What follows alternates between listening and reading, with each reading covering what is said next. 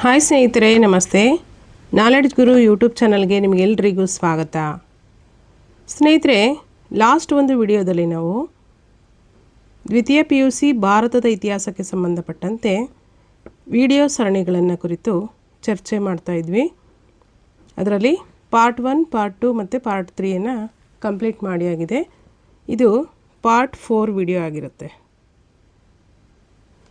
ಸ್ನೇಹಿತರೆ, ಈ ಒಂದು ಭಾರತದ ಇತಿಹಾಸದ ಪ್ರಶ್ನೋತ್ತರಗಳ ಒಂದು ಚರ್ಚೆ ಯಾವ್ಯಾವ ಎಕ್ಸಾಮಿಗೆಲ್ಲ ಯೂಸ್ಫುಲ್ ಆಗುತ್ತೆ ಅಂತಂದರೆ GPSTR, HSTR, ಕ್ರೈಸ್, PU college lecturer, KCET, RNET ಅಥವಾ ಇನ್ನಿತರೆ ಇತಿಹಾಸ ವಿಷಯಕ್ಕೆ ಸಂಬಂಧಿಸಿದಂತಹ CET ಎಕ್ಸಾಮ್ಗಳಿಗೆ ತುಂಬ ಯೂಸ್ಫುಲ್ ಆಗ್ತಕ್ಕಂಥ ಒಂದು ಪ್ರಶ್ನೋತ್ತರ ಮಾಲಿಕೆ ಆಗಿರುತ್ತೆ. ಸೊ ನೀವೇನಾದರೂ ಈ ಒಂದು ಪರೀಕ್ಷೆಗಳಿಗೆ ಕುರಿತಾಗಿ ಪ್ರಿಪ್ರೇಷನನ್ನು ಮಾಡ್ತಾಯಿದ್ರೆ ದಯವಿಟ್ಟು ಈ ವಿಡಿಯೋನ ಎಂಡ್ವರೆಗೂ ವಾಚ್ ಮಾಡಿ. ಹಾಗೆ ಇದರಿಂದ ನಿಮಗೂ ಕೂಡ ತುಂಬ ಯೂಸ್ಫುಲ್ ಆಗುತ್ತೆ ಅಂತ ಹೇಳ್ತಾ, ಈ ಒಂದು ವಿಡಿಯೋ ದ್ವಿತೀಯ PUC ಭಾರತದ ಇತಿಹಾಸಕ್ಕೆ ಸಂಬಂಧಪಟ್ಟಿದೆ. ಯಾರೆಲ್ಲ ಈ ಒಂದು ಹಿಂದಿನ 3 ವಿಡಿಯೋಗಳನ್ನು ವಾಚ್ ಮಾಡಿಲ್ಲ, ದಯವಿಟ್ಟು ವಾಚ್ ಮಾಡ್ಕೊಂಡು ಬಂದು ನೆಕ್ಸ್ಟ್ ಈ ಒಂದು ವಿಡಿಯೋನ ಪಾರ್ಟ್ 4ಅನ್ನು ವಾಚ್ ಮಾಡಿ. ಹಾಗೆ ಸ್ನೇಹಿತರೆ, ಈ ಒಂದು ನಾಲೆಡ್ಜ್ ಗುರು ಯೂಟ್ಯೂಬ್ ಚಾನಲ್ಗೆ ಯಾರೆಲ್ಲ ಸಬ್ಸ್ಕ್ರೈಬ್ ಆಗಿದ್ದೀರಾ ಎಲ್ರಿಗೂ ಕೂಡ ತುಂಬ ಥ್ಯಾಂಕ್ಸ್.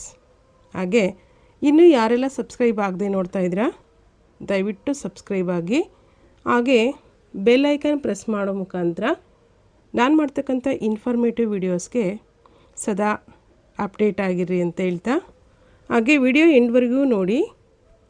ವಿಡಿಯೋ ಇಷ್ಟ ಆದರೆ ಲೈಕ್ ಮಾಡಿ. ಇನ್ನಿತರೆ ಈ ರೀತಿ ಎಕ್ಸಾಮ್ಗಳಿಗೆ ಪ್ರಿಪ್ರೇಷನ್ ಮಾಡ್ತಕ್ಕಂಥ ನಿಮ್ಮ ಸ್ನೇಹಿತರಿಗೂ ಕೂಡ ಶೇರ್ ಮಾಡಿ. ಹಾಗೆ ನಿಮ್ಮ ಅನಿಸಿಕೆ ಅಭಿಪ್ರಾಯಗಳು ಏನಿದ್ರೂ ಕೂಡ ಅವುಗಳನ್ನು ಕಮೆಂಟ್ಸ್ ಮುಖಾಂತರ ತಿಳಿಸಿ. ಹಾಗೆ ಈ ಒಂದು ಇನ್ನೊಂದಷ್ಟು ಇನ್ಫಾರ್ಮೇಷನನ್ನು ನೀವು ಗಳಿಸೋದಕ್ಕೋಸ್ಕರ ಅಥವಾ ಇನ್ನೊಂದಷ್ಟು ಇನ್ಫಾರ್ಮೇಷನನ್ನು ನೀವು ನೋಡೋದಕ್ಕೋಸ್ಕರ ಡಿಸ್ಕ್ರಿಪ್ಷನ್ ಬಾಕ್ಸಲ್ಲಿ ವಾಟ್ಸಪ್ ಗ್ರೂಪ್ ಮತ್ತು ಟೆಲಿಗ್ರಾಮ್ ಗ್ರೂಪನ್ನು ಲಿಂಕ್ ಕೊಟ್ಟಿದ್ದೀನಿ, ದಯವಿಟ್ಟು ಜಾಯ್ನ್ ಆಗಿ. ಸೊ ಬನ್ನಿ, ಹಾಗಾದರೆ ಈ ಒಂದು ವಿಡಿಯೋ ಸರಣಿಯನ್ನು ಸ್ಟಾರ್ಟ್ ಮಾಡೋಣ. ಲಾಸ್ಟ್ ಪಾರ್ಟ್ 1, ಪಾರ್ಟ್ 2, ಪಾರ್ಟ್ 3ನಲ್ಲಿ ದ್ವಿತೀಯ PUC ಭಾರತದ ಇತಿಹಾಸಕ್ಕೆ ಸಂಬಂಧಪಟ್ಟಂತೆ ಲೆಸನ್ ನಂಬರ್ 1 ಮತ್ತು 2 ಮತ್ತು 3 3 ಲೆಸನ್ಸು ಕಂಪ್ಲೀಟ್ ಆಗಿದೆ. ಈ ಒಂದು ವಿಡಿಯೋನಲ್ಲಿ 4ನೇ ಒಂದು ಅಧ್ಯಾಯವನ್ನು ಕುರಿತಾಗಿ ನಾವು ಡಿಸ್ಕಷನ್ ಮಾಡ್ತಾ ಹೋಗೋಣ. ಲೆಸನ್ ನಂಬರ್ 4, ಅದರಲ್ಲಿ 4.1 ವೇದಗಳ ಸಂಸ್ಕೃತಿ ಅಥವಾ ವೈದಿಕ ಸಂಸ್ಕೃತಿ ಅಥವಾ ವೇದಿಕ್ ಕಲ್ಚರ್ ಅಂತ ಹೇಳ್ತೀವಿ. ಇಲ್ಲಿ ಕೂಡ 1 ವರ್ಡ್ ಮತ್ತು 2 ವರ್ಡ್ ಮಾರ್ಕ್ಸಿಗೆ ಒಂದು ವಾಕ್ಯ ಮತ್ತು 2 ವಾಕ್ಯದ ಪ್ರಶ್ನೋತ್ತರಗಳಿಗೆ ಗಮನಿಸ್ತಾ ಹೋಗೋಣ. ಅದರ ಜೊತೆಯಲ್ಲಿ ಲಾಂಗ್ ಆನ್ಸರ್ಸು ಕೂಡ ಇರುತ್ತೆ. ಲಾಂಗ್ ಆನ್ಸರ್ಸನ್ನ ನೀವು ನೆಗ್ಲೆಕ್ಟ್ ಮಾಡಬೇಡ್ರಿ, ಇದು GPSTRಗೂ ಯೂಸ್ ಆಗುತ್ತೆ. ಅದರ ಜೊತೆಯಲ್ಲಿ PU ಕಾಲೇಜ್ ಲೆಕ್ಚರರ್ ಆಗೋವರಿಗೂ ಕೂಡ ತುಂಬ ಯೂಸ್ಫುಲ್ ಆಗುತ್ತೆ ಈ ಒಂದು ವಿಡಿಯೋದಿಂದ. ಸೊ ಹಾಗಾಗಿ ಲಾಂಗ್ ಆನ್ಸರ್ ಕೂಡ ನೀವು ಟೈಮ್ ಇಲ್ಲ ಅಂತಂದರೆ 1.5 ಅಥವಾ 2x ಸ್ಪೀಡಲ್ಲಿ ಇಟ್ಕೊಂಡು ವಿಡಿಯೋ ವಾಚ್ ಮಾಡಿ. ಸೊ ಅದರಿಂದ ನಿಮಗೆ ಟೈಮ್ ಕೂಡ ಸೇವ್ ಆಗುತ್ತೆ. ಸೊ ಬನ್ನಿ, ಹಾಗಾದರೆ ಏನಿದೆ ಈ ಒಂದು ವೇದಗಳ ಸಂಸ್ಕೃತಿ ಅಥವಾ ವೈದಿಕ ಸಂಸ್ಕೃತಿ, ಅದರ ವಿಚಾರಕ್ಕೆ ಸಂಬಂಧಪಟ್ಟಂತೆ ನಾವು ಗಮನಿಸ್ತಾ ಹೋಗೋಣ ಅಲ್ವಾ. ವೇದಿಕ್ ಕಲ್ಚರ್, ಇಲ್ಲಿ ಮುಖ್ಯವಾಗಿ ಭಾರತದ ಇತಿಹಾಸದಲ್ಲಿ ನಾವು ಈ ನಗರ ಸಂಸ್ಕೃತಿಯನ್ನು ಮೊಟ್ಟ ಮೊದಲದಾಗಿ ಸಿಂಧೂ ಬಯಲಿನ ನಾಗರಿಕತೆಯಲ್ಲಿ ಗಮನಿಸ್ತೀವಿ. 2ನೇ ನಗರ ಸಂಸ್ಕೃತಿ ಅಥವಾ ನಗರೀಕರಣವಾದಂಥ ಒಂದು ಸಂಸ್ಕೃತಿ ಅಥವಾ ನಗರ ನಾಗರಿಕತೆ ಅಲ್ವಾ, ನಾಗರಿಕತೆಯನ್ನು ಮೈಗೂಡಿಸಿಕೊಂಡಂಥ ಇನ್ನೊಂದು ಸಂಸ್ಕೃತಿ ಯಾವುದಿದೆ ಅಂತಂದರೆ ವೇದಗಳ ಕಾಲದ ಒಂದು ನಾಗರಿಕತೆ ಅಥವಾ ವೈದಿಕ ಸಂಸ್ಕೃತಿ. ಹಾಗಾದರೆ ಒಂದು ವಾಕ್ಯದ ಪ್ರಶ್ನೆಗಳಿಗೆ ನಾವು ಉತ್ತರಗಳನ್ನು ನೋಡ್ತಾ ಹೋಗೋಣ. ಆರ್ಯ ಎಂಬ ಪದದ ಅರ್ಥವೇನು? ಈ ಕ್ವಶನ್ ಕೂಡ ಆಲ್ರೆಡಿ ಕೇಳಿಯಾಗಿದೆ, ಇದನ್ನು ಗಮನಿಸಿ. ಆರ್ಯ ಎಂಬ ಪದದ ಅರ್ಥ ಕುಲೀನ ಅಥವಾ ಒಡೆಯ. ಯಾವ ಶಬ್ದದಿಂದ ವೇದ ಎಂಬ ಪದ ಬಂದಿದೆ? ವೇದ ಎಂಬ ಪದ ಸಂಸ್ಕೃತ ಭಾಷೆಯ ವಿದ್ ಎಂಬ ಪದದಿಂದ ಬಂದಿದೆ. ವೇದ ಎಂದರೆ ಏನು? ವೇದ ಎಂದರೆ ಏನು? ವೇದ ಎಂದರೆ ಜ್ಞಾನ ಎಂದರ್ಥ. 4th ಒನ್ ಕ್ವಶನು, ಪ್ರಥಮ ವೇದವನ್ನು ಹೆಸರಿಸಿ. ಇದು ಎಲ್ರಿಗೂ ಕೂಡ ಗೊತ್ತಿರುತ್ತೆ. ಪ್ರಥಮ ವೇದ ಯಾವುದು? ಋಗ್ವೇದ. ನೆಕ್ಸ್ಟು, ವೇದಗಳ ಕಾಲದಲ್ಲಿ ಕುಟುಂಬದ ಯಜಮಾನ ಯಾರಾಗಿದ್ದರು? ವೇದಗಳ ಕಾಲದಲ್ಲಿ ಕುಟುಂಬದ ಯಜಮಾನ ತಂದೆ ಅಥವಾ ಪಿತೃ ಅಂತೇಳಿ ನಾವು ಗಮನಿಸ್ತೀವಿ. ಹಾಗೆ ಆರ್ಯರ ಪ್ರಮುಖ ಕಸುಬು ಯಾವುದು? 6th ಒನ್ ಕ್ವಶನು, ಆರ್ಯರ ಪ್ರಮುಖ ಕಸುಬು ಕೃಷಿಯಾಗಿತ್ತು. ನೆಕ್ಸ್ಟು 7th ಒನ್, ಕ್ಷೇತ್ರ ಎಂದರೇನು? ಕ್ಷೇತ್ರ ಎಂದರೆ ಕೃಷಿ ಭೂಮಿ ಅಥವಾ ಕೃಷಿಯನ್ನು ಮಾಡ್ತಕ್ಕಂಥ ಭೂಮಿಯನ್ನು ಕ್ಷೇತ್ರ ಅಂತೇಳಿ ಕರಿತೀವಿ. ಕ್ಷೇತ್ರ ಅಂದರೆ ಪ್ಲೇಸ್ ಅಂತ ತಿಳ್ಕೊಳಂಗಿಲ್ಲ. ಕ್ಷೇತ್ರ ಅಂದರೆ ಉಳುಮೆ ಮಾಡ್ತಕ್ಕಂಥ ಭೂಮಿ ಅಥವಾ ಕೃಷಿಯನ್ನು ಮಾಡ್ತಕ್ಕಂಥ ಭೂಮಿಯನ್ನು ಕ್ಷೇತ್ರ ಅಂತೇಳಿ ನಾವು ಕರಿತೀವಿ.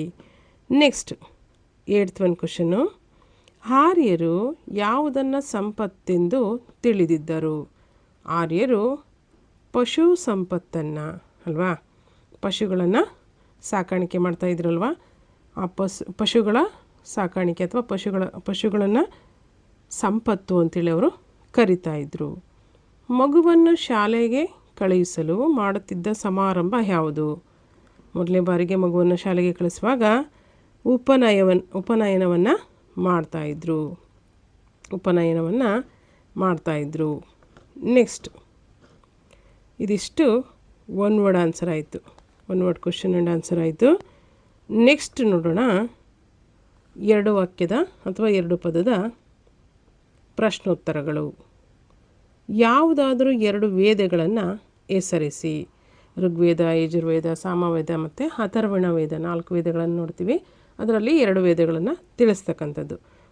ವೈದಿಕ ನಾಗರಿಕತೆಯಲ್ಲಿ ರಾಜನಿಗೆ ಯಾವ 2 ರಾಜಕೀಯ ಸಂಸ್ಥೆಗಳು ಸಹಾಯ ಮಾಡುತ್ತಿದ್ದವು? ವೇದಗಳ ಕಾಲದ ಒಂದು ನಾಗರಿಕತೆಯಲ್ಲಿ ರಾಜನಿಗೆ ಸಭಾ ಮತ್ತು ಸಮಿತಿ ಎಂಬಂಥ ರಾಜಕೀಯ ಸಂಸ್ಥೆಗಳು ಸಹಾಯ ಮಾಡುತ್ತಿದ್ದವು. 3rd ಒನ್ ಕ್ವಶನು, ಯಾವುದಾದರೂ 2 ವರ್ಣಗಳನ್ನು ಹೆಸರಿಸಿ. ಬ್ರಾಹ್ಮಣ ಮತ್ತು ಕ್ಷತ್ರಿಯ ಅಲ್ವಾ. ಬ್ರಾಹ್ಮಣ, ಕ್ಷತ್ರಿಯ, ವೈಶ್ಯ, ಶೂದ್ರ ಅಂತ 4 ವರ್ಣಗಳಿದೆ. ಅದರಲ್ಲಿ 2 ವರ್ಣಗಳಂದರೆ ಬ್ರಾಹ್ಮಣ ಮತ್ತು ಕ್ಷತ್ರಿಯ. ಇವೆಲ್ಲ ಈಸಿ ಕ್ವಶನ್ಸು. ಇಷ್ಟೊಂದು ಈಸಿ ಕ್ವಶನ್ಸ್ ಏನಿರೋದಿಲ್ಲ. ಸೊ ಹಾಗೆ ತಿಳ್ಕೊಂಡಿರಿ. ಕೆಲವೊಂದಷ್ಟು ಈಸಿಯಷ್ಟು ಇರುತ್ತೆ, ಕೆಲವೊಂದಷ್ಟು ಟಫೆಸ್ಟ್ ಇರುತ್ತೆ. ಸೊ ಅವುಗಳನ್ನು ನಾವು ಗಮನಿಸ್ತಾ ಹೋಗಬೇಕಾಗುತ್ತೆ. ಯಾವುದನ್ನು ಕೂಡ ನೆಗ್ಲೆಕ್ಟ್ ಮಾಡೋಂಗಿಲ್ಲ ಅಲ್ವಾ. ಸೊ ನೆಕ್ಸ್ಟ್ ಒಂದು ನೋಡಿ, 4th ಒನ್ ಕ್ವಶನ್ನು, ಆರ್ಯರ ಯಾವುದಾದ್ರೂ 2 ಆಶ್ರಮಗಳನ್ನು ತಿಳಿಸಿ ಅಲ್ವಾ. ಬ್ರಹ್ಮಚರ್ಯ, ಗೃಹಸ್ಥಾಶ್ರಮ. ಪ್ರಮುಖವಾಗಿ ಬ್ರಹ್ಮಚರ್ಯ, ಗೃಹಸ್ಥಾಶ್ರಮಗಳನ್ನು ನಾವು ಗಮನಿಸ್ಬೋದು.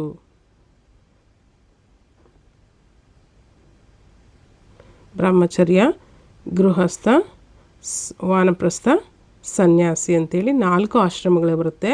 ಸೊ ಅದರಲ್ಲಿ ನಾವು 2 ಆಶ್ರಮಗಳನ್ನು ಇಲ್ಲಿ ಗಮನಿಸ್ಬೋದು. ನೆಕ್ಸ್ಟ್ 5th ಒನ್ ಕ್ವಶನು, ವೈದಿಕ ಜನರ 2 ಮನೋರಂಜನೆಗಳು ಯಾವುದು? ಅವರು ಮನೋರಂಜನೆಗೋಸ್ಕರ ಯಾವ ಆಟಗಳನ್ನು ಆಡ್ತಾಯಿದ್ರು? ಪಗಡೆ ಆಟ ಮತ್ತು ಕೋಳಿ ಕಾಳಗ. ನೆಕ್ಸ್ಟ್ 6th ಒನ್ ಕ್ವಶನು, ವೈದಿಕ ಕಾಲದ ಯಾವುದಾದ್ರೂ 2 ಮಹಿಳಾ ವಿದ್ವಾನ್ಮಣಿಗಳನ್ನು ಹೆಸರಿಸಿ. ಗಾರ್ಗಿ, ಮೈತ್ರೇಯಿ ವೈದಿಕ ಕಾಲದ ಅಥವಾ ವೇದಗಳ ಕಾಲದ ಪ್ರಸಿದ್ಧ ಮಹಿಳಾ ವಿದ್ವಾನ್ಮಣಿಗಳು ಅಂತೇಳಿ ನಾವು ಕರೆಯಬಹುದು. ಇದಿಷ್ಟು 2 ವಾಕ್ಯದ ಅಥವಾ 2 ಪದಗಳ ಪ್ರಶ್ನೋತ್ತರಗಳಾಯಿತು. ನೆಕ್ಸ್ಟ್ ಒಂದು ಲಾಂಗ್ ಕ್ವಶನಿಗೆ ಆನ್ಸರು.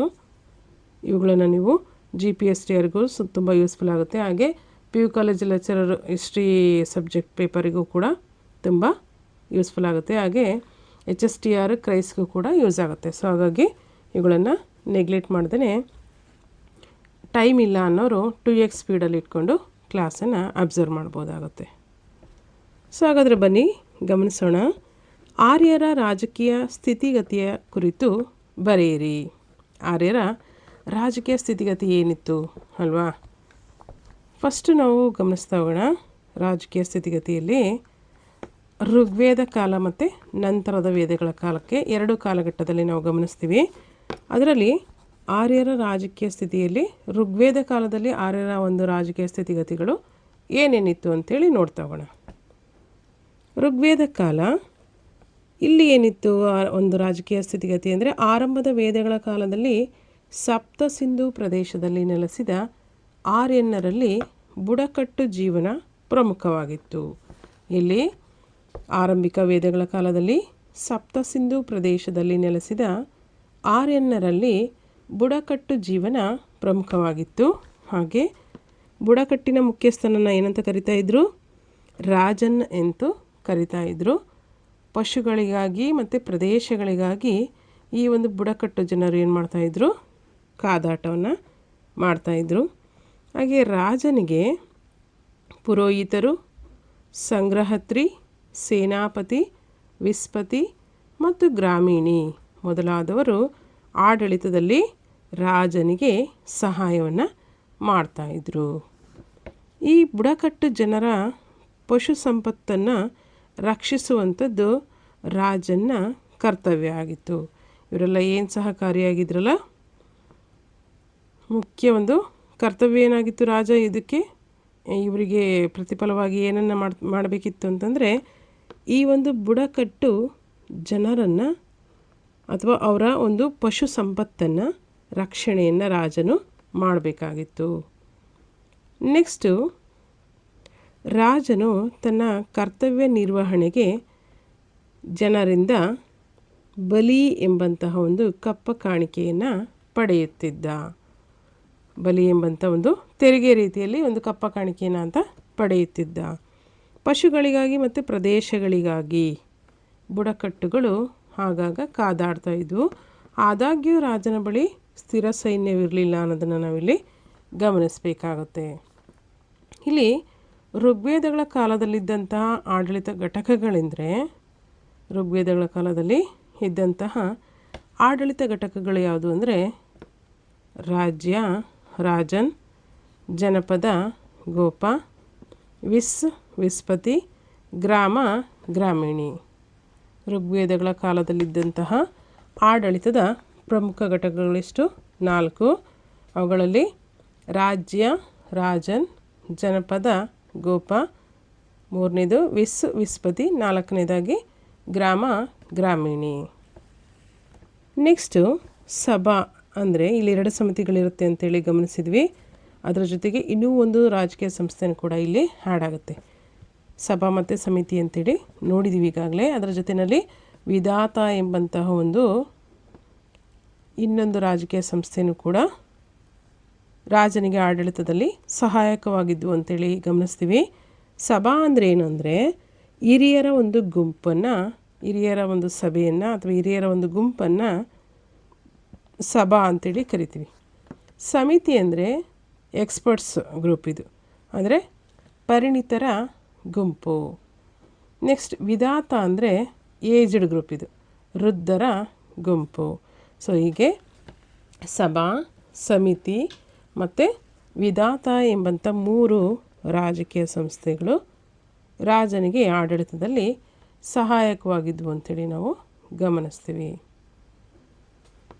ನೆಕ್ಸ್ಟ್ ಇದಿಷ್ಟು ಋಗ್ವೇದ ಕಾಲದಲ್ಲಿರ್ತಕ್ಕಂತಹ ಒಂದು ಆಡಳಿತ ವ್ಯವಸ್ಥೆ ಯಾವ ರೀತಿ ಇತ್ತು ಅಂಥೇಳಿ ನೋಡಿದ್ವಿ ಅಲ್ವಾ. ಋಗ್ವೇದ ಕಾಲದ ಒಂದು ಆಡಳಿತ ವ್ಯವಸ್ಥೆ. ನೆಕ್ಸ್ಟು ಋಗ್ವೇದ ಕಾಲದ ನಂತರದಲ್ಲಿ ಅನಂತರ ವೇದಗಳ ಕಾಲ. ಅಂದರೆ ಈ ಒಂದು ಋಗ್ವೇದ ಕಾಲದ ನಂತರದಲ್ಲಿ ರಚನೆಯಾಗಿರ್ತಕ್ಕಂಥ ಕಾಲಘಟ್ಟವನ್ನು ಅಲ್ವಾ. ಋಗ್ವೇದಗಳ ನಂತರದಲ್ಲಿ ಯಾವ ವೇದಗಳ ರಚನೆ ಆದವು? ಯಜುರ್ವೇದ, ಸಾಮವೇದ, ಅಥರ್ವಣ ವೇದ ಋಗ್ವೇದದ ನಂತರದಲ್ಲಿ ರಚನೆಯಾಗಿರ್ತಕ್ಕಂಥ ವೇದಗಳು. ಸೊ ಹಾಗಾಗಿ ಇವುಗಳನ್ನೇನಂತ ಕರಿತೀವಿ? ನಂತರದ ವೇದಗಳ ಕಾಲ. ನಂತರದ ವೇದಗಳ ಕಾಲದ ಒಂದು ಕಾಲಮಿತಿ ಅಥವಾ ಕಾಲಘಟ್ಟ ಅಂದರೆ 1000ರಿಂದ 600 BCE, ಸಾಮಾನ್ಯ ಶಕ ಪೂರ್ವ 1000ರಿಂದ 600. ಹಾಗಾದರೆ ನಂತರದ ವೇದಗಳ ಕಾಲದ ಒಂದು ರಾಜಕೀಯ ಸ್ಥಿತಿಗತಿ ಯಾವ ರೀತಿ ಇತ್ತು ಅಂತೇಳಿ ನಾವು ಗಮನಿಸಬೇಕಾಗುತ್ತೆ. ನಂತರದ ವೇದಗಳ ಕಾಲದಲ್ಲಿ ಬುಡಕಟ್ಟುಗಳು ರಾಜ್ಯಗಳಾಗಿ ಪರಿವರ್ತನೆಯಾದವು. ಇಲ್ಲಿ ಋಗ್ವೇದ ಕಾಲದಲ್ಲಿ ಯಾವ ರೀತಿ ಇತ್ತು? ಬುಡಕಟ್ಟುಗಳಿದ್ವು ರಾಜ್ಯದಲ್ಲಿ ಅಲ್ವಾ. ಬಟ್ ಇಲ್ಲಿ ಏನಾಗುತ್ತೆ, ನಂತರದ ವೇದಗಳ ಕಾಲದಲ್ಲಿ ಬದಲಾವಣೆಗೊಳಪಡುತ್ತೆ. ಏನಂತ? ಈ ಬುಡಕಟ್ಟುಗಳು ಏನಾದವು? ರಾಜ್ಯಗಳಾಗಿ ಪರಿವರ್ತನೆಯನ್ನು ಹೊಂದಿದವು. ಉದಾಹರಣೆಗೆ ಆ ಬುಡಕಟ್ಟುಗಳಲ್ಲಿ ಬದಲಾವಣೆ ಹೊಂದಿದಂತಹ ಬುಡಕಟ್ಟುಗಳು ಯಾವ್ಯಾವುದು ಅಂತಂದರೆ ಕುರು, ಪಾಂಚಾಲ, ಕಾಶಿ, ವಿದೇಹ ಮೊದಲಾದಂತಹ ಪ್ರಮುಖ ಬುಡಕಟ್ಟುಗಳು ಏನಾದವು? ರಾಜ್ಯಗಳಾಗಿ ಪರಿವರ್ತನೆ ಹೊಂದಿದವು. ಕುರು, ಪಾಂಚಾಲ, ಕಾಶಿ, ವಿದೇಹ. ನೆಕ್ಸ್ಟ್ ಸೆಕೆಂಡ್ ಪಾಯಿಂಟ್ ನೋಡೋಣ. ರಾಜತ್ವವು ಯಾವ ರೀತಿ ಇತ್ತು ಅಂದರೆ ಇಲ್ಲಿ ವಂಶ ಪಾರಂಪರ್ಯವಾಗಿತ್ತು ಅಲ್ವಾ. ತಂದೆ ನಂತರ ಮಕ್ಕಳು, ಅವರ ನಂತರ ಅವ್ರ ಮಕ್ಕಳು, ಅವರ ನಂತರ ಅವ್ರ ಮಕ್ಕಳು, ಹೀಗೆ ವಂಶ ಪಾರಂಪರ್ಯವಾಗಿ ರಾಜತ್ವ ಏನಾಗ್ತಿತ್ತು? ಕಂಟಿನ್ಯೂ ಆಗ್ತಾಯಿತ್ತು. ಈ ರಾಜನು ರಾಜ್ಯದ ಮುಖ್ಯಸ್ಥನಾಗಿದ್ದು ಸಾಮ್ರಾಜ್ಯಶಾಹಿತ್ವದ ಪರಿಣಾಮವಾಗಿ ಅರಸರಲ್ಲಿ ಶ್ರೇಣೀಕ್ರಮ ಅಸ್ತಿತ್ವಕ್ಕೆ ಬಂದಿತು. ಅಂದರೆ ಆಳ್ತಕ್ಕಂಥ ಸಾಮ್ರಾಜ್ಯಶಾಹಿತ್ವದ ಒಂದು ಪರಿಣಾಮವಾಗಿ ರಾಜರಲ್ಲಿ ಶ್ರೇಣಿಗಳನ್ನು ಮಾಡ್ತಾ ಹೋದರು. ಅಂದರೆ ಗ್ರೇಡ್ಗಳನ್ನು ಕೊಡ್ತಾರಲ್ಲ ಆ ರೀತಿ ಅಲ್ವಾ. ರಾಜ, ಮಹಾರಾಜ, ರಾಜಾದಿರಾಜ, ಏಕರಾಟ್, ವಿರಾಟ್, ಸಾಮ್ರಾಟ್, ಚಕ್ರವರ್ತಿ, ಈ ರೀತಿ ರಾಜರಲ್ಲಿ ಏನಾಯಿತು? ಅವರು ಆಳ್ತಕ್ಕಂಥ ಸಾಮ್ರಾಜ್ಯಶಾಹಿತ್ವಕ್ಕೆ ಅನುಸಾರವಾಗಿ ಅರಸರಲ್ಲಿ ಶ್ರೇಣಿ ಕ್ರಮವನ್ನು ಅಸ್ತಿತ್ವಕ್ಕೆ ತರಲಾಯಿತು. ಈ ರಾಜಕೀಯ ಸಾರ್ವಭೌಮತ್ವದ ಸ್ಥಾಪನೆಗಾಗಿ ಏನು ಮಾಡ್ತಾಯಿದ್ರು ಅರಸರು? ರಾಜಸೂಯ, ಅಶ್ವಮೇಧ ಯಾಗ, ವಾಜಪೇಯಿ ಯಾಗಗಳನ್ನು ಮಾಡ್ತಾಯಿದ್ರು. ಅಂದರೆ ಹೆಚ್ಚೆಚ್ಚು ಸಾಮ್ರಾಜ್ಯ ವಿಸ್ತರಣೆ ಮಾಡುವ ಒಂದು ದೃಷ್ಟಿಯಿಂದ ರಾಜರು ಏನು ಮಾಡ್ತಾಯಿದ್ರು? ಯಾಗಗಳನ್ನು ಮಾಡ್ತಾಯಿದ್ರು. ಯಾವ್ಯಾವ ಯಾಗಗಳನ್ನು ಮಾಡ್ತಾಯಿದ್ರು? ರಾಜಸೂಯ ಯಾಗ, ಅಶ್ವಮೇಧ ಯಾಗ ಮತ್ತು ವಾಜಪೇಯಿ ಯಾಗವನ್ನು ಮಾಡ್ತಾಯಿದ್ರು. ಈ ರಾಜನ ಅಧಿಕಾರ ಹೇಗಿತ್ತು ಅಂದರೆ ಏನಾಗಿತ್ತು ಅಂತಂದರೆ ಜನರ ರಕ್ಷಣೆಯ ಜೊತೆಯಲ್ಲಿ ಆಡಳಿತಾತ್ಮಕ ಕಾರ್ಯಗಳನ್ನು ಅಥವಾ ಕರ್ತವ್ಯಗಳನ್ನು ನಿರ್ವಹಿಸುವಂಥದ್ದಾಗಿತ್ತು. ರಾಜನ ಅಧಿಕಾರ ಏನಾಗಿತ್ತು? ಜನರನ್ನು ರಕ್ಷಣೆ ಮಾಡಬೇಕು, ಅದರ ಜೊತೆಯಲ್ಲಿ ಆಡಳಿತಾತ್ಮಕ ಕರ್ತವ್ಯಗಳನ್ನು ಕೂಡ ನಿರ್ವಹಿಸಬೇಕಾಗಿತ್ತು. ನೆಕ್ಸ್ಟ್ ಒಂದು ಪಾಯಿಂಟ್ ನೋಡೋಣ. ಈ ಒಂದು ಮಂತ್ರಿಮಂಡಲ ಮತ್ತು ಅನೇಕ ಅಧಿಕಾರಿಗಳು ರಾಜನಿಗೆ ಆಡಳಿತದಲ್ಲಿ ಏನಾಗಿದ್ದರು? ಸಹಾಯಕರಾಗಿದ್ದರು. ರಾಜನಿಗೆ ಮಂತ್ರಿಮಂಡಲ ಮತ್ತು ಅನೇಕ ಅಧಿಕಾರಿಗಳು ಇಲ್ಲಿ ರಾಜನಿಗೆ ಸಹಾಯಕರಾಗಿ ಇದ್ದರು. ಅದರ ಜೊತೆಯಲ್ಲಿ ಸಭಾ ಮತ್ತು ಸಮಿತಿಗಳ ಅಸ್ತಿತ್ವ ಕೂಡ ಕಂಟಿನ್ಯೂ ಆಯಿತು. ಹಿಂದೆ ಋಗ್ವೇದ ಕಾಲದಲ್ಲಿ ಸಭಾ, ಸಮಿತಿ ಮತ್ತು ವಿಧಾತ ಎಂಬಂತಹ ರಾಜಕೀಯ ಸಂಸ್ಥೆಗಳೇನಾಗಿತ್ತು? ರಾಜನಿಗೆ ಆಡಳಿತದಲ್ಲಿ ಸಹಾಯಕವಾಗಿತ್ತು. ಆದರೆ ಇಲ್ಲಿ ಈ ನಂತರದ ವೇದಗಳ ಕಾಲದ ಒಂದು ರಾಜಕೀಯ ಸ್ಥಿತಿಗತಿಯಲ್ಲಿ ಒಂದಷ್ಟು ಬದಲಾವಣೆ ಆಯಿತು. ಮಂತ್ರಿಮಂಡಲ ಮತ್ತು ಅನೇಕ ಅಧಿಕಾರಿಗಳು ರಾಜನಿಗೆ ಸಹಾಯ ಮಾಡೋದ್ರ ಜೊತೆಯಲ್ಲಿ ಸಭಾ ಮತ್ತು ಸಮಿತಿಗಳ ಅಸ್ತಿತ್ವವು ಕೂಡ ಏನಾಯಿತು? ಮುಂದುವರಿಯಿತು. ಈ ಕಾಲದಲ್ಲಿ ರಾಜನ ಬಳಿ ಸ್ಥಿರವಾದಂಥ ಒಂದು ಸೈನ್ಯವಿರಲಿಲ್ಲ. ಹಿಂದೆನೂ ಕೂಡ ಇರಲಿಲ್ಲ, ಅಂದರೆ ಋಗ್ವೇದ ಕಾಲದಲ್ಲೂ ಇರಲಿಲ್ಲ. ಇಲ್ಲಿ ಇದೆ, ಹಿಂದೆ ಇರಲಿಲ್ಲ ಬಟ್ ಇಲ್ಲಿ ಇದೆ, ಅದನ್ನು ಗಮನಿಸಬೇಕಾಗುತ್ತೆ. ಇದೊಂದು ಬದಲಾವಣೆ. ನೆಕ್ಸ್ಟ್ ರಾಜನ ಮುಖ್ಯ ಕರ್ತವ್ಯ ಏನಾಗಿತ್ತು ಅಂದರೆ ಪ್ರಜಾ ಕಲ್ಯಾಣ, ಅವರ ಕೃಷಿ ಭೂಮಿ ಮತ್ತು ಸಾಮ್ರಾಜ್ಯದ ರಕ್ಷಣೆ ಆಗಿತ್ತು. ಇಲ್ಲಿ ಸಭಾ ಸಮಿತಿಗಳ ಅಸ್ತಿತ್ವ ಮುಂದುವರೆದರೂ ಸ್ತ್ರೀಯರಿಗೆ ಭಾಗವಹಿಸಲು ಅವಕಾಶಗಳು ಸಿಗ್ತಾ ಇರಲಿಲ್ಲ. ಬಲಿ ಎಂಬಂಥ ಒಂದು ತೆರಿಗೆಯನ್ನು ಇಲ್ಲಿ ಕಡ್ಡಾಯವಾಗಿ ಕೊಡಬೇಕಾಗಿತ್ತು. ಬಲಿ ಎಂಬಂಥ ಒಂದು ತೆರಿಗೆಯನ್ನು ಕೂಡ ಇಲ್ಲಿ ಏನು ಮಾಡ್ತಾಯಿದ್ರು? ಕಡ್ಡಾಯವಾಗಿ ತೆರಿಗೆಯನ್ನಾಗಿ ಜನರಿಂದ ಸ್ವೀಕರಿಸ್ತಿದ್ರು. ಸೊ ಇದಿಷ್ಟು ಏನಾಯಿತು? ಈ ಒಂದು ಆರ್ಯರ ರಾಜಕೀಯ ಸ್ಥಿತಿಗತಿಯ ಬಗ್ಗೆ ವಿವರಣೆ ಅಥವಾ ಋಗ್ವೇದ ಕಾಲ ಮತ್ತು ನಂತರದ ವೇದಗಳ ಕಾಲದ ರಾಜಕೀಯ ಸ್ಥಿತಿಗತಿ ಆಯಿತು. ನೆಕ್ಸ್ಟ್ ನೋಡೋಣ, ಆರ್ಯರ ಸಾಮಾಜಿಕ ಸ್ಥಿತಿಗತಿ. ಇದರಲ್ಲೂ ಕೂಡ ನಾವು 2 ಪಾರ್ಟಲ್ಲಿ ಅಧ್ಯಯನ ಮಾಡ್ತೀವಿ. ಯಾವುದಂದರೆ ಋಗ್ವೇದಗಳ ಕಾಲದಲ್ಲಿ ಇವರ ಒಂದು ಸಾಮಾಜಿಕ ಸ್ಥಿತಿಗತಿ ಹೇಗಿತ್ತು, ಹಾಗೆ ನಂತರದ ವೇದಗಳ ಕಾಲದಲ್ಲಿ ಇವರ ಒಂದು ಸಾಮಾಜಿಕ ಸ್ಥಿತಿಗತಿ ಯಾವ ರೀತಿ ಇತ್ತು ಅಂತೇಳಿ ನಾವು ಡಿಸ್ಕಷನ್ ಮಾಡಬೇಕಾಗುತ್ತೆ. ಹಾಗಾದರೆ ಋಗ್ವೇದ ಕಾಲದಲ್ಲಿ ಯಾವ ರೀತಿ ಇತ್ತು? ಸಾಮಾನ್ಯ ಶಕ ಪೂರ್ವ 1500ರಿಂದ 1000ವರೆಗೆ ಈ ಒಂದು ಕಾಲಘಟ್ಟವನ್ನು ಗಮನಿಸ್ತೀವಿ. ಇಲ್ಲಿ ಕುಟುಂಬ ಸಮಾಜದ ಮೂಲ ಒಂದು ಘಟಕವಾಗಿತ್ತು. ಆರ್ಯ ಸಮಾಜವು ಪಿತೃಪ್ರಧಾನವಾಗಿತ್ತು. ಏಕಪತ್ನಿತ್ವ ರೂಢಿಯಲ್ಲಿತ್ತು. ಬಹುಪತ್ನಿತ್ವ ರಾಜವಂಶಕ್ಕೆ ಮಾತ್ರ ಸೀಮಿತವಾಗಿತ್ತು. ಗಮನಿಸಿ, ಏಕಪತ್ನಿತ್ವ ರೂಢಿಯಲ್ಲಿತ್ತು ಸಾಮಾನ್ಯ ಜನರಲ್ಲಿ, ಬಹುಪತ್ನಿತ್ವ ರಾಜವಂಶಕ್ಕೆ ಮಾತ್ರ ಸೀಮಿತವಾಗಿತ್ತು. ವಿಧವಾ ಪುನರ್ವಿವಾಹ ಅಸ್ತಿತ್ವದಲ್ಲಿತ್ತು. ವಿಧವೆಯರ ಪುನರ್ವಿವಾಹ ಕೂಡ ಅಸ್ತಿತ್ವದಲ್ಲಿತ್ತು. ಮಹಿಳೆಯರಿಗೆ ಉನ್ನತ ಸ್ಥಾನಮಾನವಿತ್ತು. ಅವರು ಪುರುಷರೊಂದಿಗೆ ಸಮಾನ ಹಕ್ಕುಗಳನ್ನು ಕೂಡ ಹೊಂದಿದ್ರು. ಮಹಿಳಾ ವಿದ್ವಾಂಸರುಗಳಿದ್ದಾರೆ, ಅವರನ್ನು ನೀವು ಗಮನಿಸಿದರೆ ಮಹಿಳೆಯರಿಗೂ ಕೂಡ ಉನ್ನತ ಮಟ್ಟದ ಒಂದು ಸ್ಥಾನಮಾನವನ್ನು ಕೊಟ್ಟಿದ್ರು ಅಂತೇಳಿ ನಮಗೆ ಈ ಮುಖಾಂತರ ಗೊತ್ತಾಗುತ್ತೆ. Gargi, Maitreyi, Apala, Lopamudra, Vishwavara. Very very important question ಇದು. ಈ ಒಂದು ಕ್ವಶನ್ನು ತುಂಬ ಸಲ ಪ್ರತಿಯೊಂದು ಪ್ರಶ್ನೆ ಪತ್ರಿಕೆಗಳನ್ನು ತೆಗೆದು ನೋಡಿದಾಗ ನಿಮಗೆ ಒಂದಲ್ಲ ಒಂದು ರೀತಿಯಲ್ಲಿ ಕ್ವಶನನ್ನು ಕೇಳಿರೋದನ್ನು ಗಮನಿಸ್ಬೋದಾಗುತ್ತೆ. ಗಾರ್ಗಿ, ಮೈತ್ರೇಯಿ, ಅಪಲ, ಲೋಪಮುದ್ರ ಮತ್ತು ವಿಶ್ವವರ ಇವರೇನು ಮಾಡಿದರು? ಶ್ಲೋಕಗಳನ್ನು ರಚನೆ ಮಾಡಿದರು. ಹಾಗಾಗಿ ಋಗ್ವೇದ ಕಾಲದಲ್ಲಿ ಇರ್ತಕ್ಕಂಥ ಪ್ರಸಿದ್ಧ ಪ್ರಮುಖ ಮಹಿಳಾ ವಿದ್ವಾಂಸರುಗಳಾಗಿ ಇವರನ್ನು ನಾವು ಗಮನಿಸ್ತೀವಿ. ಸೊ ಇವರು ಪ್ರಮುಖವಾಗಿ ಶ್ಲೋಕಗಳನ್ನು ರಚನೆ ಮಾಡೋದ್ರಿಂದ ಇವರಿಗೆ ಕೂಡ ವಿದ್ಯಾರ್ಜನೆಯನ್ನು ನೀಡಲಾಗಿತ್ತು, ಅಥವಾ ಇವರಿಗೆ ಉನ್ನತವಾದ ಸ್ಥಾನಮಾನಗಳಿದ್ದವು ಮಹಿಳೆಯರಿಗೂ ಕೂಡ ಅಂಥೇಳಿ ನಾವು ಇದರಿಂದ ಗಮನಿಸ್ಬೋದು. ನೆಕ್ಸ್ಟು, ಸಾಮಾಜಿಕ ವರ್ಗೀಕರಣದ ಚತುರ್ವರ್ಣಗಳು ವೃತ್ತಿ ಆಧಾರಿತವಾಗಿ ಇದ್ದವು. ನಾನೀಗಾಗಲೇ ಹೇಳಿದ್ನಲ್ಲ, ಚತುರ್ವರ್ಣಗಳು ಅವರವರ ವೃತ್ತಿಗಳ ಆಧಾರದ ಮೇಲೆ ಈ ಚತುರ್ವರ್ಣಗಳು ಇದ್ದವು ಅಂಥೇಳಿ ವರ್ಗೀಕರಣವನ್ನು ಮಾಡಲಾಗಿತ್ತು ಅಂಥೇಳಿ ನಾವು ಗಮನಿಸ್ತೀವಿ.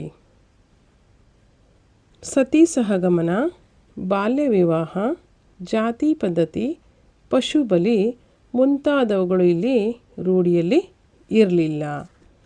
ಹಾಗೆ ಸ್ತ್ರೀ ಪುರುಷರಿಬ್ಬರು ವಿಧ ವಿಧವಾದ ಆಭರಣಗಳನ್ನು ಧರಿಸ್ತಾ ಇದ್ದರು.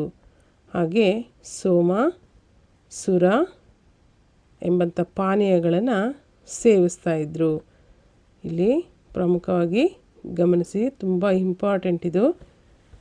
ಈ ಋಗ್ವೇದ ಕಾಲದಲ್ಲಿ ಸೇವನೆ ಮಾಡ್ತಿದ್ದಂತಹ ಪ್ರಮುಖವಾದ ಪಾನೀಯಗಳು ಯಾವುದು ಅಂತಂದರೆ ಸೋಮ ಮತ್ತು ಸುರ ಅಂಥೇಳಿ ಹೇಳಬೇಕಾಗುತ್ತೆ.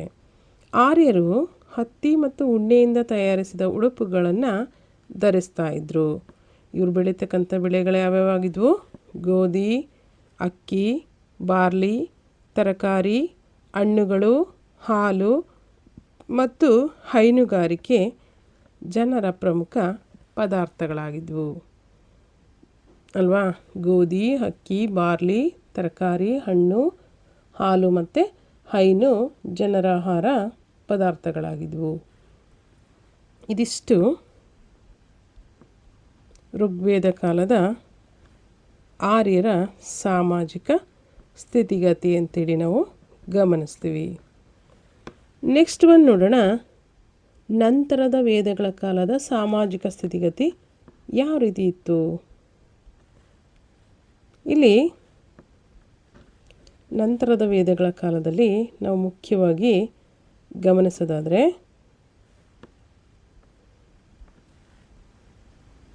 ನಂತರದ ವೇದಗಳ ಕಾಲದಲ್ಲಿ ಹಲವಾರು ಬದಲಾವಣೆಗಳಿಗೆ ಒಳಪಡ್ತದೆ ಅಲ್ವಾ. ಹಲವಾರು ಬದಲಾವಣೆಗಳಾಗುತ್ತೆ. ಇಲ್ಲೇನು ಬದಲಾವಣೆಗಳಾಗುತ್ತೆ ಇವರ ಒಂದು ಸಾಮಾಜಿಕ ಸ್ಥಿತಿಗತಿಗಳಲ್ಲಿ ಅಂದರೆ ಬಹುಪತಿತ್ವ ಗಮನಿಸಿ, ಬಹುಪತ್ನಿತ್ವ ಕಾಮನ್ ಆಗಿತ್ತು, ಆದರೆ ಬಹುಪತಿತ್ವ ಇಲ್ಲಿ ಅಸ್ತಿತ್ವಕ್ಕೆ ಬರುತ್ತೆ. ಇದು ಒಂದು ಈ ಒಂದು ಕಾಲಘಟ್ಟದಲ್ಲಿ ಆದಂತಹ ಪ್ರಮುಖ ಬದಲಾವಣೆ. ಹಾಗೆ ಮಹಿಳೆಯರ ಸ್ಥಾನಮಾನ ಇಲ್ಲಿ ಕ್ಷೀಣಿಸುತ್ತೆ, ಅಂದರೆ ಅವರ ಒಂದು ಸ್ಥಾನಮಾನಕ್ಕೆ ಧಕ್ಕೆ ಉಂಟಾಗುತ್ತೆ ಅಥವಾ ಕಡಿಮೆ, ಅವರ ಸ್ಥಾನಮಾನದಲ್ಲಿ ಕಡಿಮೆ ಸ್ಥಾನಮಾನ ದೊರೆಯುತ್ತಾ ಬರುತ್ತೆ. ಅವರಿಗೆ ಅಷ್ಟೊಂದು ಉನ್ನತ ಮಟ್ಟದ ಸ್ಥಾನಮಾನ ಇಲ್ಲಿ ಸಿಗೋದಿಲ್ಲ. ನೆಕ್ಸ್ಟ್, ಮಹಿಳೆ ಈಗ ತಂದೆ ಅಥವಾ ಗಂಡ ಅಥವಾ ಮಗನ ರಕ್ಷಣೆಯಲ್ಲಿರಬೇಕಾಗುತ್ತೆ. ಸ್ತ್ರೀ ಶಿಕ್ಷಣಕ್ಕೆ ಹೆಚ್ಚಿನ ಒಂದು ಪ್ರೋತ್ಸಾಹ ನೀಡಲಿಲ್ಲ. ನೆಕ್ಸ್ಟು, ಸತಿ ಸಹಗಮನ, ಬಾಲ್ಯ ವಿವಾಹ, ಜಾತಿ ಪದ್ಧತಿ, ಪಶುಬಲಿ ಮುಂತಾದವುಗಳು ಇಲ್ಲಿ ಜಾರಿಗೆ ಬಂದವು. ನೆಕ್ಸ್ಟ್ ಒಂದು ವರ್ಣಗಳಾದಂತಹ ಯಾವ್ಯಾವುದಿದೆ, ಬ್ರಾಹ್ಮಣ, ಕ್ಷತ್ರಿಯ, ವೈಶ್ಯ, ಶೂದ್ರ ಎಂಬಂತಹ ಹಲವಾರು ಜಾತಿಗಳಾಗಿ ಇಲ್ಲಿ ವರ್ಣಗಳು ಜಾತಿಗಳಾಗಿ ಪರಿವರ್ತನೆಯನ್ನು ಹೊಂದಿದವು. ಈ ಜಾತಿ ಪದ್ಧತಿ ಹೇಗಿತ್ತು ಅಂದರೆ ಆನುವಂಶಿಕವಾಗಿತ್ತು. ವಂಶ ಪಾರಂಪರ್ಯವಾಗಿ ಈ ಒಂದು ಜಾತಿ ಪದ್ಧತಿ ಮುಂದುವರ್ಕೊಂಡು ಬಂತು ಅಂತೇಳಿ ನಾವು ಗಮನಿಸ್ಬೋದು. ವ್ಯಕ್ತಿಯೊಬ್ಬನ ಜೀವನವನ್ನು ಮುಖ್ಯವಾಗಿ 4 ಹಂತಗಳಲ್ಲಿ ವಿಂಗಡಣೆ ಮಾಡ್ಬೋದು. ಇವುಗಳಲ್ಲಿ ಪ್ರಮುಖ ಆಶ್ರಮಗಳು ಯಾವುದಿದೆ ಅಂದರೆ ಬ್ರಹ್ಮಚರ್ಯ, ಗೃಹಸ್ಥ, ವಾನಪ್ರಸ್ಥ, ಸನ್ಯಾಸ. ಈ 4 ಮಾನವನ ಜೀವನದ ಪ್ರಮುಖ ಹಂತಗಳಾಗಿದೆ ಅಥವಾ ಆಶ್ರಮಗಳೆಂದು ನಾವು ಗಮನಿಸ್ತೀವಿ. ನೆಕ್ಸ್ಟು, ಈ ಆರ್ಯರು ಎಂತಹ ಉಡುಪುಗಳನ್ನು ಧರಿಸ್ತಿದ್ರು ಅಂದರೆ ಹತ್ತಿ ಮತ್ತು ಉಣ್ಣೆಯಿಂದ ತಯಾರಿಸಿದಂತಹ ಉಡುಪುಗಳನ್ನು ಇವರು ಧರಿಸುತ್ತಿದ್ದರು. ನೆಕ್ಸ್ಟ್, ಇವರು ಬೆಳೀತಕ್ಕಂತಹ ಒಂದು ಆಹಾರ ಪದಾರ್ಥಗಳು ಯಾವ್ಯಾವುದು, ಗೋಧಿ, ಅಕ್ಕಿ, ಬಾರ್ಲಿ, ತರಕಾರಿ, ಹಣ್ಣುಗಳು, ಹಾಲು ಮತ್ತು ಹೈನು ಇವರ ಒಂದು ಪ್ರಮುಖ ಆಹಾರ ಪದಾರ್ಥಗಳಾಗಿತ್ತು. ನೆಕ್ಸ್ಟು, ಇವರು ಒಂದಷ್ಟು ಮನೋರಂಜನಾ ಆಟಗಳನ್ನು ಕೂಡ ಆಡ್ತಾಯಿದ್ರು. ಯಾವ್ಯಾವುದು, ಜೂಜಾಟ ಆಡುವುದು, ರಥ ಓಡಿಸುವ ಸ್ಪರ್ಧೆ, ಕುದುರೆ ಓಡಿಸುವ ಸ್ಪರ್ಧೆ, ಸಂಗೀತ, ನೃತ್ಯ ಮುಂತಾದವುಗಳು. ಇವು ಇವರ ಮನೋರಂಜನೆಗೆ ಸಂಬಂಧಪಟ್ಟಂಥ ಆಟಗಳಾಗಿತ್ತು. ನೆಕ್ಸ್ಟು, ನಗಾರಿ, ದುಂದುಬಿ, ವೀಣೆ ಮತ್ತು ಕೊಳಲು ಈ ಒಂದು ನಂತರದ ವೇದಗಳ ಕಾಲದ ಪ್ರಮುಖ ವಾದ್ಯಗಳು ಅಂತೇಳಿ ನಾವು ಗಮನಿಸ್ಬೋದು. ಇದಿಷ್ಟು ಋಗ್ವೇದ ಕಾಲ ಮತ್ತು ನಂತರದ ವೇದಗಳ ಕಾಲದ ಸಾಮಾಜಿಕ ಸ್ಥಿತಿಗತಿ ಅಂತೇಳಿ ನಾವು ಗುರುತಿಸ್ತೀವಿ. ನೆಕ್ಸ್ಟ್ ಒಂದು ನೋಡಿ, ಆರ್ಯರ ಕಾಲದ ಧರ್ಮ ಯಾವ ರೀತಿ ಇತ್ತು ಅದನ್ನು ಕೂಡ ಋಗ್ವೇದ ಕಾಲ ಮತ್ತು ನಂತರದ ವೇದಗಳ ಕಾಲದಲ್ಲಿ ಏನೆಲ್ಲ ಬದಲಾವಣೆಗಳಾಯಿತು ಅನ್ನೋದನ್ನು ಗಮನಿಸ್ತಾ ಹೋಗೋಣ. ಋಗ್ವೇದ ಕಾಲದಲ್ಲಿ ಆರ್ಯರ ಒಂದು ಧಾರ್ಮಿಕ ಸ್ಥಿತಿಗತಿ ಹೇಗಿತ್ತು? ಕಾಲಮಾನ ಸಾಮಾನ್ಯ ಶಕ ಪೂರ್ವ 1500ರಿಂದ 1000ವರೆಗೆ ಇವರ ಒಂದು ಕಾಲಮಾನದಲ್ಲಿ ಧಾರ್ಮಿಕ ಸ್ಥಿತಿಗತಿ ಏನಿತ್ತು ಅಂದರೆ, ವೈದಿಕ ಧರ್ಮವು ಯಾವ ರೀತಿ ಧರ್ಮ ಆಗಿತ್ತು? ಸನಾತನ ಧರ್ಮ, ಹಿಂದೂ ಧರ್ಮ, ಬ್ರಾಹ್ಮಣ ಧರ್ಮ ಎಂದು ಪ್ರಮುಖವಾಗಿ ಜಗತ್ತಿನ ಅತ್ಯಂತ ಪುರಾತನ ಧರ್ಮಗಳಲ್ಲಿ ಒಂದಾಗಿತ್ತು ಅನ್ನೋದನ್ನು ನಾವಿಲ್ಲಿ ಗಮನಿಸ್ತೀವಿ. ಅದರ ಜೊತೆಯಲ್ಲಿ ಆರ್ಯರು ಪ್ರಕೃತಿ ಆರಾಧಕರಾಗಿದ್ದರು. ಅವರಿಗೆ ಅನೇಕ ದೇವರುಗಳಲ್ಲಿ ನಂಬಿಕೆ ಇತ್ತು. ಉದಾಹರಣೆಗೆ ಇಂದ್ರ, ವರುಣ, ಅಗ್ನಿ, ವಾಯು, ಸೂರ್ಯ, ಪೃಥ್ವಿ, ಸೋಮ ಹೀಗೆ ಮುಂತಾದ ದೇವರುಗಳನ್ನು ಅವರು ನಂಬಿಕೊಂಡಿದ್ದರು. ಆದ್ದರಿಂದ ಇವರು ಬಹುದೇವತಾ ಆರಾಧಕರಾಗಿದ್ದರು ಅಂಥೇಳಿ ನಾವು ಗುರುತಿಸ್ಬೋದು. ಆದರೆ ಈ ಮೂರ್ತಿ ಪೂಜೆ ಇಲ್ಲಿ ಇರಲಿಲ್ಲ ಅನ್ನೋದನ್ನು ಮುಖ್ಯವಾದಂಥ ಅಂಶ ಆಗುತ್ತೆ. ಮೂರ್ತಿ ಪೂಜೆ ಇರಲಿಲ್ಲ. ಪೂಜಾ ವಿಧಾನವೂ ಕೂಡ ತುಂಬಾ ಸರಳವಾಗಿತ್ತು ಅನ್ನೋದನ್ನು ನಾವಿಲ್ಲಿ ಗಮನಿಸ್ಬೋದು. ಅವರು ಶ್ಲೋಕಗಳನ್ನು ರಚನೆ ಮಾಡಿ ದೇವತೆಗಳನ್ನು ಆರಾಧಿಸುತ್ತಿದ್ದರು. ಈಗಿನ ಒಂದು ಸದ್ಯದ ಪ್ರಸ್ತುತ ಕೂಡ ನಾವೇನು ಮಾಡ್ತೀವಿ, ಶ್ಲೋಕಗಳನ್ನು ಹೇಳ್ತಾ ದೇವರ ಆರಾಧನೆಯನ್ನು ಕೂಡ ಮಾಡುವಂಥದ್ದು. ಅದೇ ರೀತಿಯಾಗಿ ಈ ಒಂದು ವೇದಗಳ ಕಾಲದ ಸಂಸ್ಕೃತಿನೂ ಕೂಡ ಇತ್ತು ಅನ್ನೋದನ್ನು ಹೋಲಿಕೆಯನ್ನು ಮಾಡಬೇಕಾಗತ್ತೆ. ಇವರ ಒಂದು ವಿಧಿವಿಧಾನಗಳು ಮತ್ತು ಯಜ್ಞಯಾಗದಿಗಳು ಕೂಡ ರೂಢಿಯಲ್ಲಿತ್ತು. ಮತ್ತು ಪಶು ಬಲಿ ಜಾರಿಯಲ್ಲಿ ಇರಲಿಲ್ಲ. ಪಶು ಬಲಿ ಅಥವಾ ಪ್ರಾಣಿಗಳನ್ನು ಬಲಿ ಕೊಡುವಂಥ ಒಂದು ಪದ್ಧತಿ ಜಾರಿಯಲ್ಲಿ ಇರಲಿಲ್ಲ ಅನ್ನೋದನ್ನು ನಾವಿಲ್ಲಿ ವಿಶೇಷವಾಗಿ ಗಮನಿಸಬೇಕಾಗತ್ತೆ. ಹಾಗೆ ಇಂದ್ರನನ್ನು ಏನಂತ ಕರಿತಿದ್ರು, ಇದು ಇಂಪಾರ್ಟೆಂಟು, ಇದನ್ನು ಪಾಯಿಂಟ್ ಔಟ್ ಮಾಡ್ಕೊಳ್ರಿ. ಇಂದ್ರನನ್ನು ಋಗ್ವೇದ ಕಾಲದ ಧರ್ಮದಲ್ಲಿ ಪುರಂದರ ಅಂಥೇಳಿ ಕರಿತಾಯಿದ್ರು. ನೆಕ್ಸ್ಟು ನಂತರದ ವೇದಗಳ ಕಾಲ ಸಾಮಾನ್ಯ ಶಕ ಪೂರ್ವ 1000ರಿಂದ 600 ನಂತರದ ವೇದಗಳ ಕಾಲದ ಒಂದು ಧಾರ್ಮಿಕ ಸ್ಥಿತಿಗತಿ ಏನಿತ್ತು. ಈ ಒಂದು ಕಾಲದಲ್ಲಿ ಧರ್ಮಾಚರಣೆ ಸಂಕೀರ್ಣ ಮತ್ತು ಕಠಿಣವಾಯಿತು. ಇಂದಿನ ಸರಳತೆಯಿಂದ ಹಿಂದೆ ಇದ್ದಂಥ ಸರಳವಾದಂಥ ಒಂದು ಧಾರ್ಮಿಕ ವ್ಯವಸ್ಥೆಗಿಂತ ಈ ಒಂದು ನಂತರದ ವೇದಗಳ ಕಾಲದಲ್ಲಿ ಈ ಧರ್ಮಾಚರಣೆ ಏನಾಯಿತು, ಇನ್ನೊಂದಿಷ್ಟು ಸಂಕೀರ್ಣವಾಯಿತು ಮತ್ತು ಕಠಿಣವಾಗಿರೋದನ್ನು ಈ ಒಂದು ಕಾಲಘಟ್ಟದಲ್ಲಿ ಗಮನಿಸ್ತೀವಿ.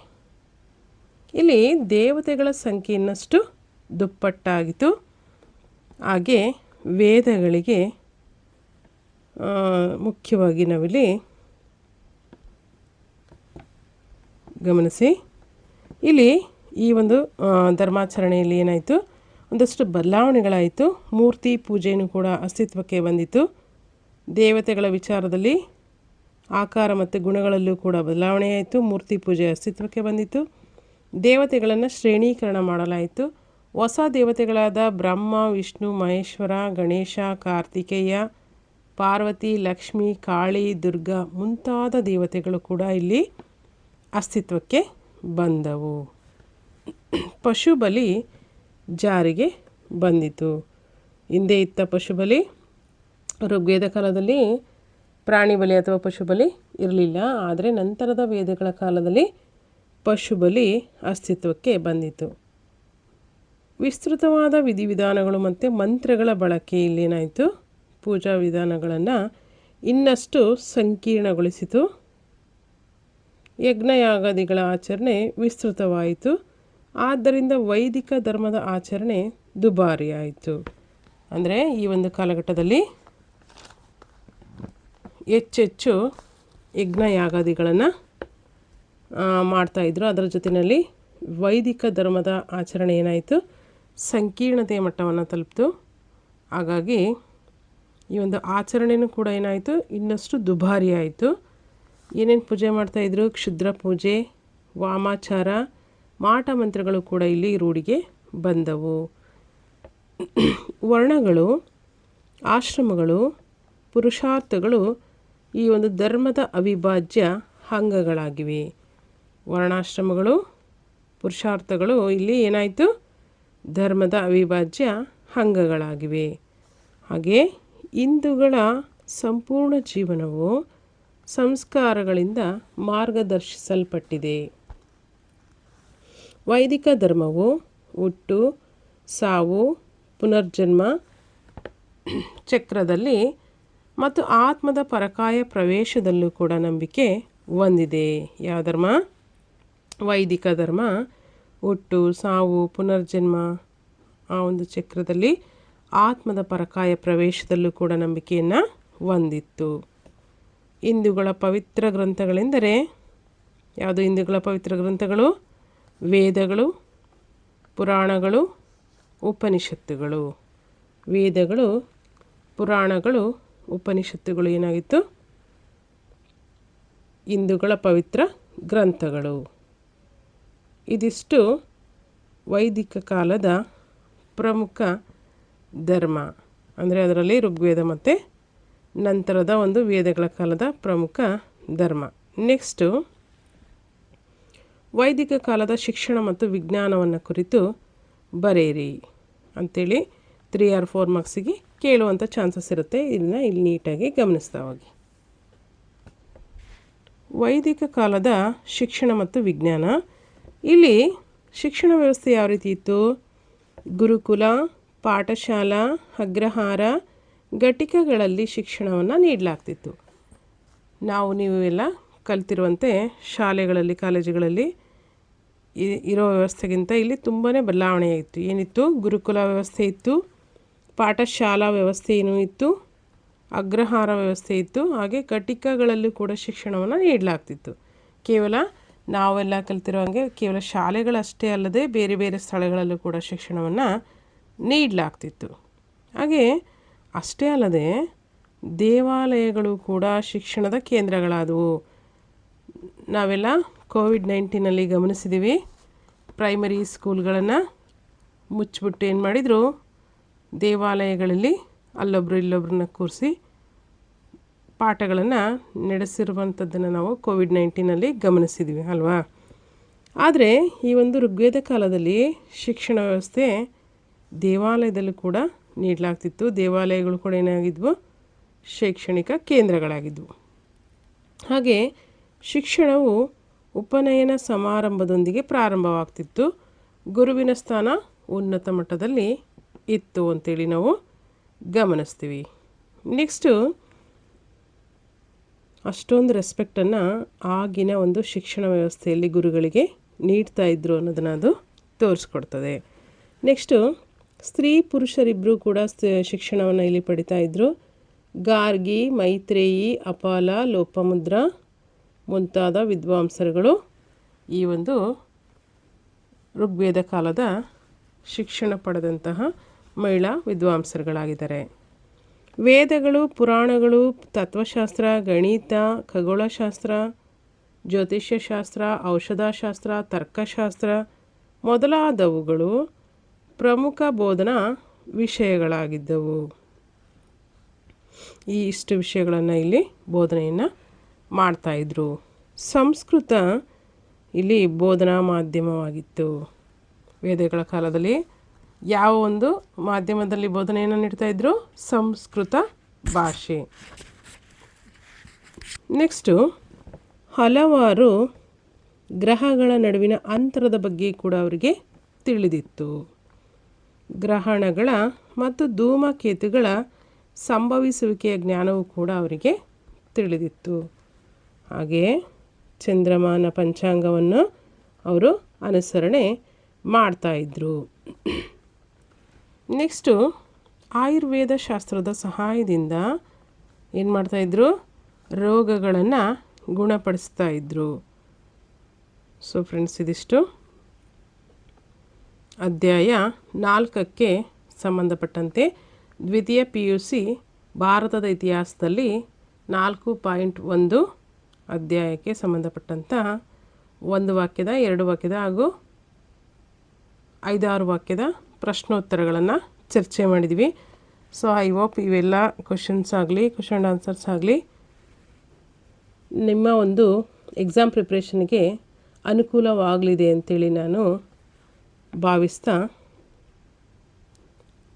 ಈ ಒಂದು ವಿಡಿಯೋನ ಇಲ್ಲಿಗೆ ಎಂಡ್ ಮಾಡಿ ರಿಮೈನಿಂಗ್ ಇರ್ತಕ್ಕಂತಹ 4.2 ಹೊಸ ಧರ್ಮಗಳ ಉದಯವನ್ನು ನೆಕ್ಸ್ಟ್ ಒಂದು ವಿಡಿಯೋದಲ್ಲಿ ಚರ್ಚೆ ಮಾಡೋಣ ಅಂತ ಹೇಳ್ತಾ, ಹಾಗೆ ಇಲ್ಲಿವರೆಗೂ ಈ ಒಂದು ವಿಡಿಯೋ ವಾಚ್ ಮಾಡಿದಂಥ ಎಲ್ರಿಗೂ ಕೂಡ ಅನಂತ ಧನ್ಯವಾದಗಳು.